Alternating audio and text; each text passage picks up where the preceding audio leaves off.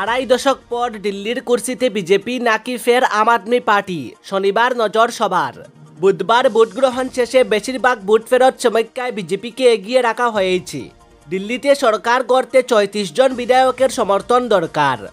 BJP সেই সংখ্যা পেরিয়ে যাবে বলে বেশিরভাগ ভোট ফেরত সমীক্ষা জানিয়েছে।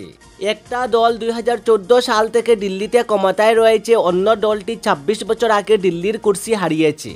২০২৫-এর নির্বাচনে জিতে দিল্লিতে সরকার গড়বে কারা, বিজেপি নাকি আম আদমি পার্টি? লড়াইয়ে কি টিকে থাকতে পারবে কংগ্রেস? আর মাত্র কয়েক ঘন্টার অপেক্ষা। শনিবার সকাল থেকে ভোট গণনা শুরু হবে। কার দিকে পাল্লা ঝুঁকবে তার আভাস পাওয়া যাবে গণনা শুরুর কয়েক ঘন্টার পর থেকে।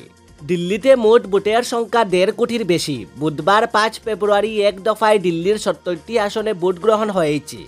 শেষ পর্যন্ত ভোট পড়েছে ৬০.৪২%। কোনো ভোট কেন্দ্রেই পুনর্নির্বাচন হয়নি। শনিবার সকাল ৭টা থেকে ভোট গণনা শুরু হবে। নির্বাচন কমিশন জানিয়েছে প্রায় ৫,০০০ ভোটকর্মী ভোট গণনার সঙ্গে যুক্ত থাকবেন। ৭০টি কেন্দ্রে মোট ৬৯৯ জন প্রার্থীর ভাগ্য শনিবার নির্ধারণ হবে।